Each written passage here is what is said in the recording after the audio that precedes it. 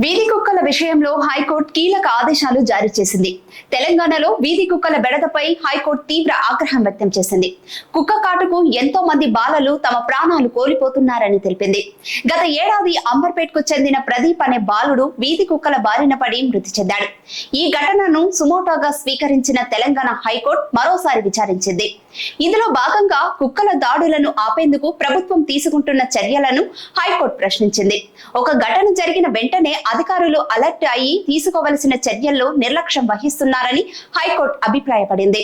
ఒకవేళ తగిన జాగ్రత్తలు తీసుకొని అన్ని వీధి కుక్కలకు వ్యాక్సినేషన్ చేయించి ఉంటే మరో ప్రాణం బలి అయ్యేది కాదని హైకోర్టు వ్యాఖ్యానించింది.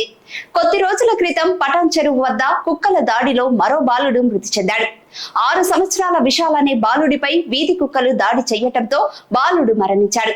ఈ ఘటనలపై తెలంగాణ హైకోర్టు తీవ్ర ఆగ్రహం వ్యక్తం చేసింది. మున్సిపల్ తో పాటు రెవెన్యూ వెటర్నరీ అధికారులను వారం రోజుల్లోపు నివేదిక అందించాలని హైకోర్టు ఆదేశించింది.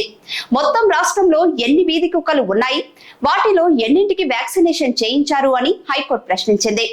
అంబర్పేటలో చనిపోయిన బాలుడికి రాష్ట్ర ప్రభుత్వం నుండి 8 లక్షల రూపాయలు నష్టపరిహారం చెల్లించామని రాష్ట్ర ప్రభుత్వం తరఫున న్యాయవాది హైకోర్టుకు తెలిపారు.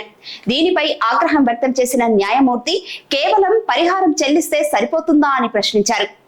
అనిమల్ వెల్ఫేర్ బోర్డు ఇప్పటి వరకు ఏం చేసిందో తెలపాలని ప్రశ్నించింది. అంతేకాకుండా ఇప్పటి వరకు ఎన్ని కుక్కలకు వ్యాక్సినేషన్ చేశారు అని నివేదికను కోరింది. ప్రభుత్వం తీసుకుంటున్న చర్యలు ఏమాత్రం సరిపోవడం లేదని హైకోర్టు అభిప్రాయపడింది. ఒకవేళ తగు చర్యలు తీసుకుంటే మరో బాలుడు చనిపోయేవాడు కాదు అని తెలిపింది. అసలు సుప్రీంకోర్టు మార్గదర్శకాలను పాటిస్తున్నారా లేదా అని హైకోర్టు ప్రశ్నించింది. Anupam Tripathi versus union of India కేసులో అన్ని రాష్ట్రాల చీఫ్ సెక్రటరీలకు సుప్రీంకోర్టు మార్గదర్శకాలు జారీ చేసింది. భారతీయ అనిమల్ వెల్ఫేర్ బోర్డు సూచించిన మార్గదర్శకాలను అందరూ పాటించవలసిందిగా గతంలో సుప్రీంకోర్టు ఆదేశించింది. ప్రతి రాష్ట్రంలోనూ అనిమల్ వెల్ఫేర్ సెంటర్లు ఏర్పాటు చేయాలి.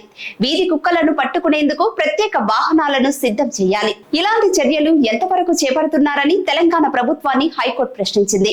పూర్తి వివరాలతో జూలై 10న నివేదిక సమర్పించాలని హైకోర్టు ఆదేశించింది.